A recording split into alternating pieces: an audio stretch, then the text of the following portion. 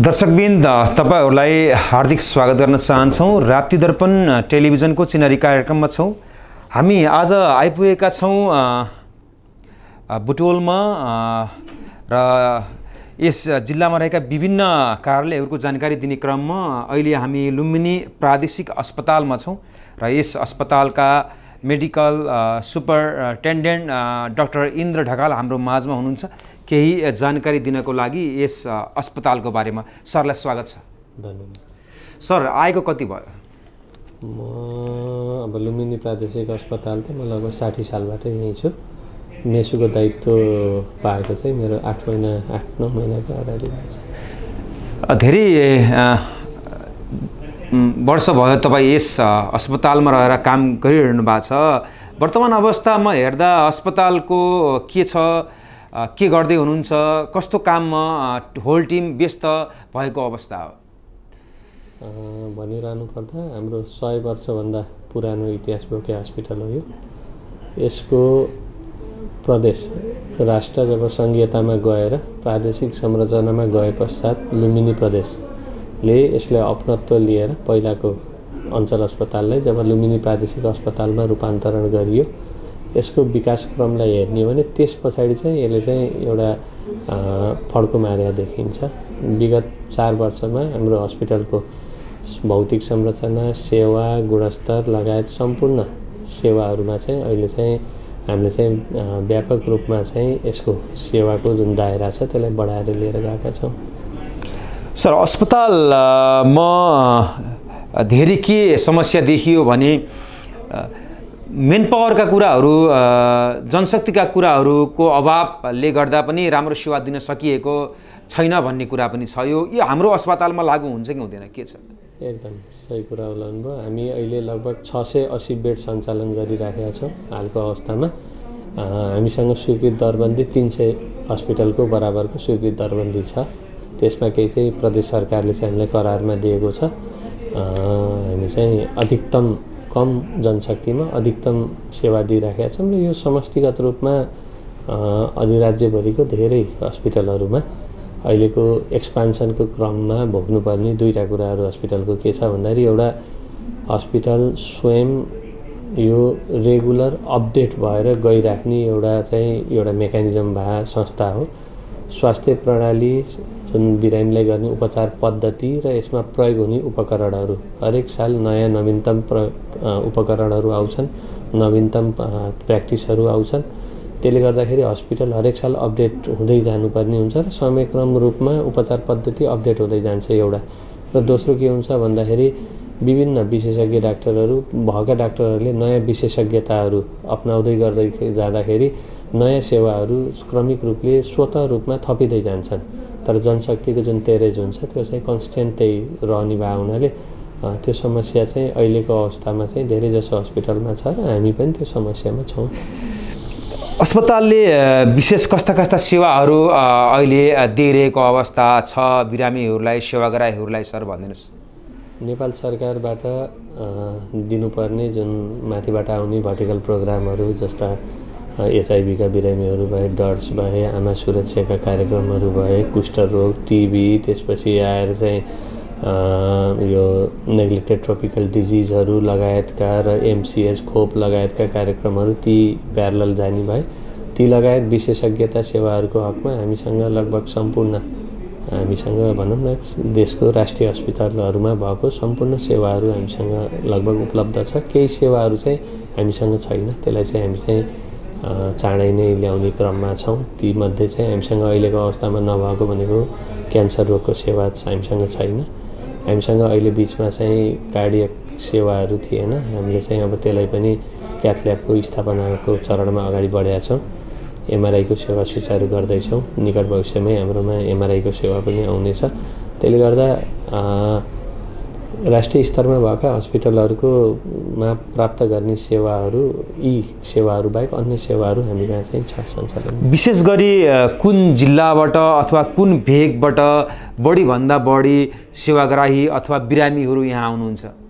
हामीसँग भन्नुपर्दा प्रदेशका सम्पूर्ण जिल्लाबाटै आउनुहुन्छ। तर अब नजिकका जिल्लाहरूबाट स्वाभाविक रूपले भनौँ रूपन्देही, गुल्मी, कपिलवस्तु, नवलपरासी, दाङ, त्यसपछि के अरे घोराई, त्यसपछि रोल्पा हैन, रुकुम त्यतासम्म पर्वतसम्मका बिरामी आउनुहुन्छ। पश्चिममा चाहिँ हाम्रो नवलपरासी, पश्चिम नवलपरासीसम्मका बिरामीहरू आउनुहुन्छ र तराईतर्फ इन्डिया भेगको लगभग भनौँ गोरखपुरसम्मका बिरामीहरू पनि हामी कहाँ आइराखेका देख्छौँ हामीले।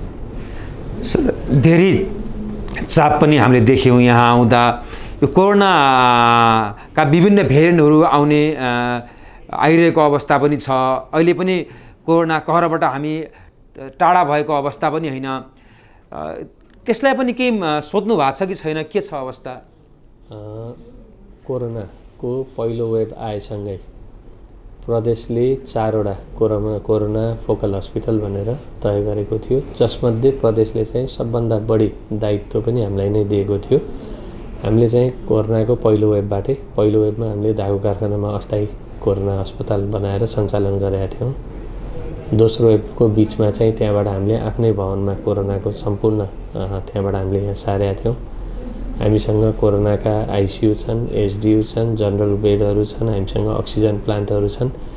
भन्नुपर्दाखेरि कोरोनाको तेस्रो वेभमा आइपुग्दाखेरि हामीले जुन डाटा हेऱ्यौँ त्यसमा हेर्दाखेरि लगभग कोरोनाको तेस्रो वेभमा त हाम्रो प्रदेशभरि भएको उपचारमा 70% बिरामीको उपचार हामीले हस्पिटलबाट भएको देखिन्छ, मोर देन 70%। विशेष कस्ता प्रवृत्ति भएका बिरामीहरू यहाँ आउनुहुन्छ? कस्ता कस्ता रोगीहरू बढी भेटिएको अवस्था हो? सबै खाले बिरामी आउनुहुन्छ हाम्रोमा, हरेक किसिमका बिरामी, सरुवा रोग खाले बिरामी, सिजनल बिरामी जस्तो न्युमोनियाका बिरामीहरू, टिबीका बिरामीहरू, चोटपटकका बिरामीहरू, नसर्ने रोगहरू जस्ता मुटुका बिरामी, क्यान्सरका बिरामी, त्यसपछि प्रेसरका, सुगरका, नाक कान घाँटीका, चर्मरोगका हरेक खाले बिरामी आउनुहुन्छ। सर, सरकारी हस्पिटलमा मेडिसिन औषधिहरू हामीले पर्याप्त मात्रामा पाउन सक्दैनौँ, यो भन्ने एउटा परिपाटी पनि एउटा छ नि अवस्था। यो अवस्था अन्त्य भएको हो हाम्रो अस्पतालमा अथवा त्यस्तै छ, के छ? सरकारी हस्पिटलमा आवश्यकता अनुसारका दबाई नपाइने भन्ने कुरो हुँदैन, पाइन्छ। त्यसमा के कुरा बुझ्न जरुरी हुन्छ भन्दाखेरि 3 किसिमका औषधि हामी यहाँबाट डिस्प्याच गर्ने मेकानिजम हुन्छ। एउटा हस्पिटलको फार्मेसी हुन्छ जहाँ बिरामीले औषधि किन्ने हो, त्यसमा सबै खाले औषधि पाइन्छ, त्यसमा कुनै किसिमको रोकटोक हुँदैन। लिएर आएर बिरामीलाई सेवा दिनको निम्ति हस्पिटलले आफ्नो फार्मेसी सञ्चालन गरे हुन्छ, उपलब्धताको आधारमा औषधि त्यहाँबाट बिरामीले पाउनुहुन्छ। दोस्रो भनेको हाम्रो बिमाबाट पाउने बिरामी हो। बिमामा नेपाल सरकारले तोकेका बिरामीलाई दिने औषधिहरू अहिले बिमाका कार्यक्रमहरू धेरै हस्पिटलमा बन्द भए पनि पश्चिममा सबभन्दा बढी बिरामीले सेवा लिइराखेको हस्पिटल हाम्रो हस्पिटल हो र यहाँ हाम्रो साधन स्रोतले भ्याएसम्म ती खाले औषधि पनि पाइराखेको छ। र तेस्रो गरिब बिरामी, असहाय, अशक्त, वृद्धहरूको निम्ति राज्यले सामाजिक सेवा इकाइ अन्तर्गत केही दबाईहरू परिचालन गरे हुन्छ, निःशुल्क दबाई दिए हुन्छ, त्यो पनि हाम्रोबाट उपलब्ध हुन्छ। यसमा चाहिँ बुझ्नुपर्ने के छ भन्दाखेरि 2टा कुराहरू हुन्छ। जुन सरकारले दिएको किटान गरेर दिएको जुन दबाईहरू छन् ती दबाई बाहेक अन्य दबाईहरू कहिलेकाहीँ त्यहाँ उपलब्ध नहुन सक्छ। सरकारले क्राइटेरियामा राखेर उपलब्ध नगराएको दबाई, ती दबाई नपाउँदा चाहिँ बिरामीले चाहिँ सम्पूर्ण दबाई पाइन भनेर नबुझेर गुनासो गर्ने आफ्नो ठाउँमा भयो। अब बिमाको चाहिँ आफ्नै समस्याहरू छन्, शोध भर्नाका समस्याहरू छन्, पहिला खर्च गर्ने हो पछिबाट रिटर्न हुने हो। त्यसले गर्दा साधन स्रोतमा सीमित भएको हाम्रो जस्तो हस्पिटलले कहिलेकाहीँ सोचे अनुरूप माथिबाट पैसा रिटर्न भएर नआउँदाखेरि त्यो अवस्थामा कहिलेकाहीँ औषधिको सर्टेज हुन सक्छ। त्यसले चाहिँ अब राज्यले केही किसिमले एड्रेस गर्छ। स्वास्थ्य बिमा गरेकाहरूले त सुविधा पाउने भए, तर अब वयोवृद्धहरू, त्यसै गरेर अपाङ्गहरू, अब गरिब निमुखाहरूको लागि भनेर पिछडिएका वर्गलाई भनेर पनि केही सुविधा अस्पतालले दिन्छ कि दिँदैन अथवा के छ? राखिदिएछ। राज्यले अहिले संविधान जारी गरे पश्चात आधारभूत स्वास्थ्य चाहिँ राज्यले चाहिँ त्यसको जिम्मेवारी लिनुपर्छ भन्ने जुन अवधारणाको साथ अगाडि बढ्दाखेरि राज्यले चाहिँ जुन बिमा, एउटा त बिमा ल्याएछ, बिमा चाहिँ अब आउने उसबाटै राज्यले क्रोनिक इलनेसका बिरामीहरू जस्तो किडनी डायलाइसिस गरिरहेका बिरामीहरू, दीर्घरोगी बिरामीहरू, क्यान्सरका बिरामीहरूलाई राज्यले चाहिँ आफ्नै उसबाट बिमा गराइदिने भन्ने एउटा पोलिसी आउन लागेको छ एउटा। दोस्रो के छ भन्दाखेरि पहिलेदेखि सामाजिक सेवा इकाइ अन्तर्गत राज्यले जुन टार्गेटेड पपुलेसन छ उमेरको आधारमा वृद्धहरूलाई छ, अशक्त, एकल महिला, त्यसपछि आएर द्वन्द्व पीडितहरू छन्, त्यसपछि आएर असहायहरू या चाहिँ विपन्न वर्गका उनीहरूले चाहिँ एउटा वडाबाट सिफारिस लिएर आएको आधारमा राज्यले दिने सुविधा त्यो उपलब्ध हुन्छ। यो अस्पताल मेडिकल फिल्डतिर के पनि एउटा भनाइ छ भने सर यो धेरै विकृति विसङ्गतिहरू पनि छन् भन्ने कुरा पनि छ। कस्तोलाई विकृति विसङ्गति भन्ने अथवा के मान्नुहुन्छ हजुरले? अब व्यक्तिगत चरित्र र आचरणका आधारमा 700 भन्दा बढी कर्मचारी भएको ठाउँमा सबैको व्यवहार एकरूप हुँदैन, समान हुँदैन, सबैको बोली एकरूप हुँदैन र उसको आफ्नो कार्य जिम्मेवारी प्रतिको उसको बोध पनि एकरूप हुँदैन। कोही व्यक्तिले आफ्नो आफूलाई दिएको कार्य सम्पादन कार्यबोध जुन छ त्यसलाई इमान्दारितापूर्वक र उसले गर्ने समयभन्दा बढी र उसको योग्यताभन्दा बढी र उसले फुल एफोर्ट लाएर गरे हुन्छ भने कोही व्यक्तिले त्यो समयमा चाहिँ उनको बोलीको भिन्नताले गर्दाखेरि मान्छेले चाहिँ हैन विभिन्न किसिमका विवाद हुने, व्यक्तिगत आचरण र ती खाले बाहेक अन्य त्यस्तो केही समस्या छ जस्तो मलाई लाग्दैन। जो डाक्टरहरू यहाँ कार्यरत हुनुहुन्छ उहाँहरू फेरि आफ्नो क्लिनिकहरू प्राइभेट हस्पिटलहरूमा पनि जाने, उता पनि काम गर्ने यता पनि काम गर्ने, बढी समय उता दिने यस्ता कुराहरू पनि आउँछन् नि बेला बखतमा, त्यसलाई कसरी लिनुभएको छ? त्यसलाई हामीले स्वाभाविक रूपमा ल्याएको छौँ। के छ भन्दाखेरि नेपाल सरकारले कार्यालय समय बाहेक अन्य समयमा प्राइभेट प्र्याक्टिस गर्न डाक्टरलाई छुट दिएको छ। उहाँहरूले आफ्नो ड्युटी नभएको समयमा, जस्तो नेपाल सरकारले 10 देखि 3 बजेसम्म ओपिडी समय भनेर किटान गरेको छ, त्यो समयमा उहाँहरूको आफ्नो ड्युटी भएको बेलामा बाहिर गएर काम गरेको हामीलाई जानकारी छैन। त्यस्तो खाले जानकारी आएको खण्डमा हामी विभागीय कारबाही अगाडि बढाउँछौँ र सरकारले दिएको अधिकारको समयमा बिहान साँझको समयमा अफ टाइममा उहाँहरूले प्राइभेट प्र्याक्टिस गरेको कुरालाई हामीले पोजिटिभली नै लिन्छौँ। किन भन्दाखेरि राज्यले जनतालाई जुन नैसर्गिक सेवा हो, स्वास्थ्य सेवा प्रवाह गर्ने कुरामा दुईटा प्यारलल हुन्। प्राइभेट संस्थाहरू र सरकारी संस्था दुवैले जनतालाई सेवामुखी गुणस्तरीय सेवा दिनुपर्छ, तब मात्र जनताले चाहिँ सम्पूर्ण सेवा पाउने हुन्छन्। कोही व्यक्तिले प्राइभेटमा रुचाउने हुन सक्छन्, कोही व्यक्ति सरकारीमा रुचाउने हुन सक्छन्। आफ्नो किसिमको सोचाइ हुन्छ, आफ्नो सोचाइको भिन्नताहरू हुन्छ, त्यसलाई नकार्न सकिँदैन। त्यसले गर्दाखेरि आफ्नो समयमा बाहिर जानु चाहिँ तर भनिन्छ नि सर सरकारी अस्पतालमा त पैसा कम भएका गरिब केही आर्थिक अवस्था कमजोर भएका व्यक्तित्व मात्रै अथवा परिवार मात्रै आउँछन् भन्ने पनि एउटा छ नि। त्यसमा तपाईँले त्यो दुईटा कुरा सायद जोड्न पनि मिल्दैन होला। अघिल्लो प्रश्नमा डाक्टरहरूले प्राइभेट प्र्याक्टिसमा बाहिर जान्छन् भन्ने कुरालाई भन्दैछु म। त्यसमा उहाँहरू जानु, बाहिर सरकारले दिएको अधिकार कार्यान्वयन गरेर उहाँहरूले बिरामी जाँच्नु स्वाभाविक हो, त्यसलाई अन्यथा लिन भएन। दोस्रो कुरो, सरकारी गरिबलाई मात्र होइन, यहाँ सेवा लिन आउने सम्पूर्ण बिरामीको निम्ति हामी सेवा दिन तत्पर छौँ। हामीसँग भिआइपी क्याबिनहरू छन्, हामीका मुख्यमन्त्रीज्यूहरू, मन्त्रीज्यूहरू, यहाँका व्यापारीहरू, विशिष्ट व्यक्तिहरू पनि सेवा लिन आउनुहुन्छ। गरिब बिरामीहरू अघि पनि भने असहाय सबैको निम्ति हामी सेवा दिइराखेका छौँ र अब यही सालको नीति तथा योजनामा लुम्बिनी प्रदेशले प्रादेशिक अस्पतालहरूमा ओपिडी र बेड शुल्क निःशुल्क गर्ने नीतिमा लिएर आएको छ। त्यसलाई कार्यविधि बनाएर अगाडि लिएर जान्छ होला। त्यो गरेपछि अझै जनताहरूलाई धेरै राहत हुने हामीले देखेका छौँ। सर अस्पतालमा विभिन्न सामग्री खरिद गर्ने अथवा औषधि खरिद गर्ने कुराहरू को प्रक्रियाको बारेमा पनि केही भनिदिनुहोस् न। त्यसको निम्ति नेपाल सरकारले एउटा निर्दिष्ट गरेका हुन्छ, सार्वजनिक खरिद ऐन छ 2063, त्यसै अन्तर्गत रहेर नेपाल सरकारको निर्देशन अनुसार। तर ती खरिद गर्ने क्रममा पनि अथवा ई बिडिङका कुराहरू धेरै कुराहरू छन् होइन सर, त्यहाँ पनि फेरि अनियमितता आर्थिक चलखेलका कुराहरू पनि व्यापक रूपमा सुन्न पाइन्छ। अघि पनि मैले भने के भन्दाखेरि सरकारी नीति नियममा रहेर सार्वजनिक खरिद ऐन अन्तर्गत नै हाम्रो यहाँबाट प्रोसेस अगाडि बढ्छ। त्यो त्यस्तो खाले म आइसकेपछि ती खाले घटना भएको मलाई जानकारी छैन। सर भवन पर्याप्त भएको अवस्था हो अथवा थप गर्नुपर्ने अवस्था छ? भवनको निम्ति थप गर्नुपर्ने छ। हजुरहरूलाई पनि जानकारी होला, प्रदेश सरकारले हाम्रो हस्पिटललाई गौरवको आयोजना अन्तर्गत राखेर 1200 शैय्याको 10 तला हस्पिटल निर्माणको प्रक्रिया अगाडि बढाएको छ। त्यस अन्तर्गत एक चरणको टेन्डर पनि भइसकेको थियो। त्यो टेन्डर अहिले चाहिँ रद्द भएको भन्ने जानकारी पाएको छौँ। त्यो अहिले नीतिमा पनि छ। सम्भवतः आगामी दिनमा त्यो टेन्डर अगाडि बढ्छ होला भन्ने विश्वास छ हामीलाई। सर, कोही नयाँ पेसेन्ट बिरामी आउनुभयो यो अस्पतालमा भने उहाँहरूलाई केही पनि थाहा छैन, यहाँ आएर के गर्नुपर्छ, कहाँ जानुपर्छ, केही थाहै नभएको अवस्थामा कसरी उहाँले तपाईँहरूबाट सेवा पाउन सक्नुहुन्छ? मान्छे बिरामी आउनुभयो भने पहिलो कुरो त गेटबाटै छिर्ने हो। हाम्रो जुन मूल गेट छ, हजुरहरूले पनि देख्नुभयो होला, हामीले 24 घण्टा सोधपुछ कक्ष सञ्चालन गरेका छौँ। रातिमा पनि खुला हुन्छ, दिउँसो पनि खुला हुन्छ। हामीले बोल्न नजान्ने मान्छेहरू, त्यस्तो व्यक्तिहरू जुन चाहिँ डिसेबल्ड छन्, डिफ्रेन्टली एबल छन्, उनीहरूको निम्ति दोभाषीको पनि सेवा सुरु गरेका छौँ। गार्डको व्यवस्था छ गेटकै भित्र। त्यसले गर्दा सम्भवतः ती खाले समस्या हाम्रो हस्पिटलमा कम छ होला भन्ने लाग्छ। अब हुँदै नभए भन्न त सकिन, व्यक्तिगत आचरणका कुराहरू पनि हुन्छन्, तर हामीले चाहिँ त्यसलाई एड्रेस गर्नलाई अधिकतम प्रयासमा छौँ।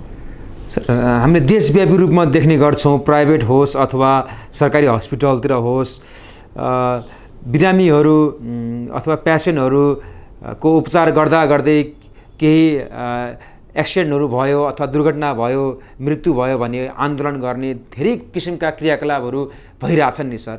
त्यो किन हुन्छन् र हाम्रो अस्पतालमा पनि त्यो भएको अवस्था हो कि होइन, विगतमा अहिले कस्तो छ भनिदिनुहोस् न। के छ भन्दाखेरि विवाद हुनु, त्यसमा चाहिँ मतभेद हुनु यी मानवीय चरित्र हुन्, स्वाभाविक कुरा हो। दुईटा कुरो यसमा यथार्थ कुरो के छ भन्दाखेरि मानव जन्मिएपछि मृत्यु हुन्छ नै, र हस्पिटलको या चाहिँ मेडिकल फिल्डको विकास क्रममा यो सत्यता हो। भोलिको दिनमा 100मा 100% व्यक्ति हस्पिटलमै जन्मिन्छन्, हस्पिटलमै मृत्यु हुन्छ। अहिलेसम्म के छ भन्दाखेरि व्यक्ति बिरामी हुने, घरमा मृत्यु हुने, घरमा जन्मिने जुन थियो भने क्रमिक रूपले बिरामी भएपछि हस्पिटलको पहुँच राज्यले पहुँच सजिलो गराएछ र उपचारलाई चाहिँ अलि सहज गराएछ, जनमैत्री, सस्तो, सर्वसुलभ गराइराखेको छ। त्यसले गर्दा बिरामी भएपछि जाने त हामी हस्पिटल नै हो। दुर्घटना भएर बाटोमा मृत्यु भयो भने ती छुट्टै कुरा हुन्। दीर्घ रोगीहरू सबै आएर हस्पिटलमै मृत्यु हुने हो। त्यसले गर्दाखेरि केही कुरा बुझाउन सकिएन भने पनि कहिलेकाहीँ मतभेद हुन्छन्। केही कुरा चाहिँ अब त्यो एउटा आवेशको समय हो, दुःखको समय हो। कहिलेकाहीँ बिरामी पार्टीहरू या हामी नै भनौँ न, आफ्नो मान्छे, नजिकका मान्छे गुमाउँदा, तर तपाईँहरूको लापरवाहीले गर्दा भनेर पनि आरोप लगाइरहेको अवस्था आउँछ नि सर। नेपाल सरकार के छ भन्दाखेरि हामी जे कुरा पनि एउटा भनौँ न नीतिगत रूपमा, वैधानिक रूपमा अगाडि सोच्दाखेरि नै राम्रो हो होइन। किन भन्दाखेरि आरोप लगाउन पाइन्छ, आरोप लगाउन पाइन्छ। आरोपलाई पुष्टि गर्नलाई नेपाल मेडिकल काउन्सिलले एउटा मेकानिजम बनाएको छ। उपचारमा 2-3टा कुराहरू हुन्छन्। एउटा चाहिँ नेग्लिजेन्स हुन्छ, एउटा ह्युमन इररहरू हुन्छ, र एउटा चाहिँ मेडिकल साइन्सभन्दा टाढाको कुरो हुन्छ। नेग्लिजेन्सको हकमा हाम्रो संस्थामा त अहिलेसम्म ती घटनाहरू भएको छैन। अहिले ती प्र्याक्टिसमा छन्। केही संस्थाका डाक्टर साहबहरूलाई केही समय निलम्बन गरेर फर्दर ट्रेनिङ लिएर आउनुपर्ने भनेर मेडिकल काउन्सिलले निर्णय गर्यो भन्ने पनि हामीले सुनेका छौँ। त्यो कुरो हेर्ने पाटो पनि छ। धेरै जसो हुने कुराहरू के छन् भन्दाखेरि भवितव्यबाट हुने र एउटा चाहिँ मानवीय क्यापेसिटीभन्दा बाहिरी कुरामा त्यति बेलाको जुन संवेदना हुन्छ, एउटा आवेश हुन्छ, एउटा बिरामीप्रतिको माया स्वाभाविक रूप हो। त्यो स्टेजमा मै भएँ भने पनि त्यति बेला कहिलेकाहीँ आफूले आफूलाई कन्ट्रोल राख्नु नसक्ने अवस्थाबाट विभिन्न खाले मुठभेड भएको चाहिँ हाम्रो अनुभवमा देखिएको छ।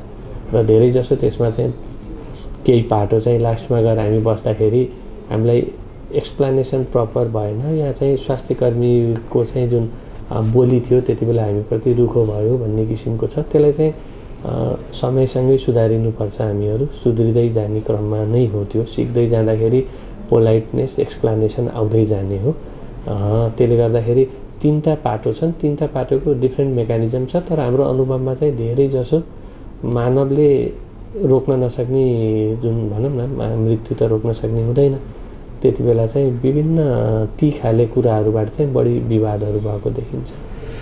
तपाईँ यहाँ आइसकेपछि अथवा यस चालु आर्थिक वर्षमा भएका उपलब्धिमूलक कामहरू यस अस्पतालले के गर्यो, छोटकरीमा केही जानकारी गराइदिनुहोस् न।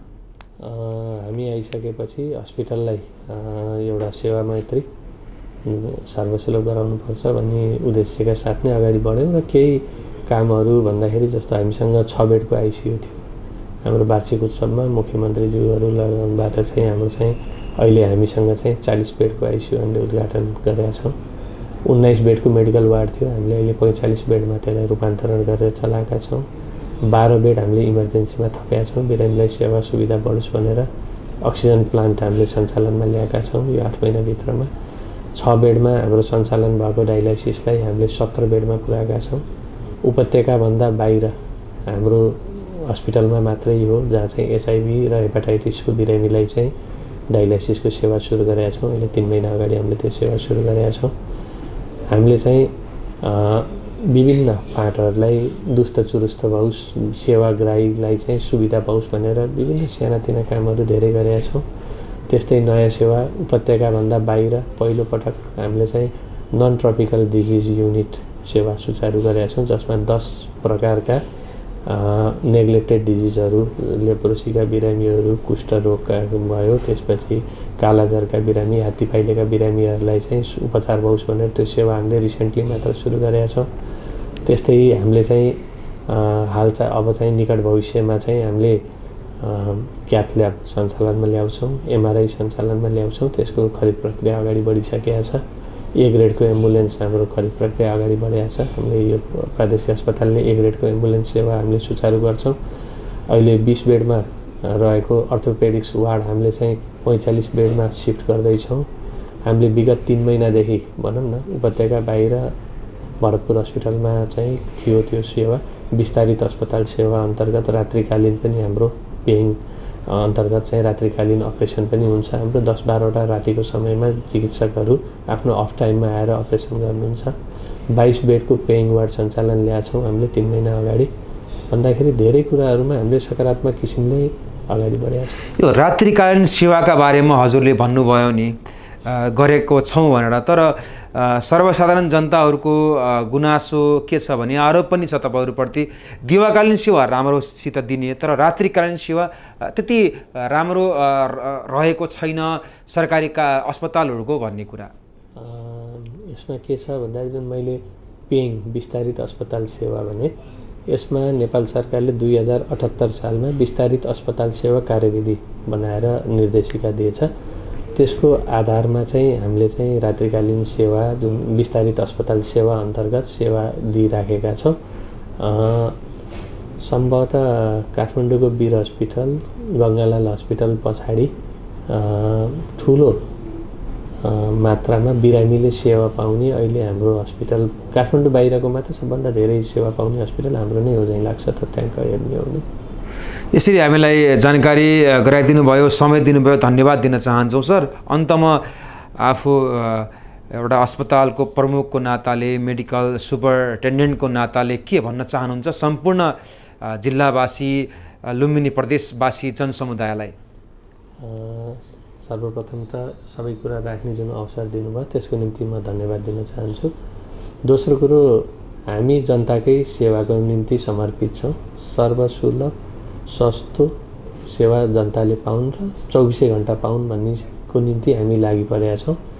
यसमा द्विपक्षीय रूपमा सहयोग सद्भाव सबै पक्षबाट सहयोगको हामी अपेक्षा गर्दछौँ र यस हस्पिटललाई आगामी दिनमा यो प्रदेशको मात्र नभएर राष्ट्रिय जुन गौरवको एउटा हस्पिटल बनाउने प्रदेश सरकारको भिजन छ त्यसमा हामी लागिपरेका छौँ र त्यसमा हामी कटिबद्ध छौँ। धन्यवाद सर। हस्, थ्याङ्क यू।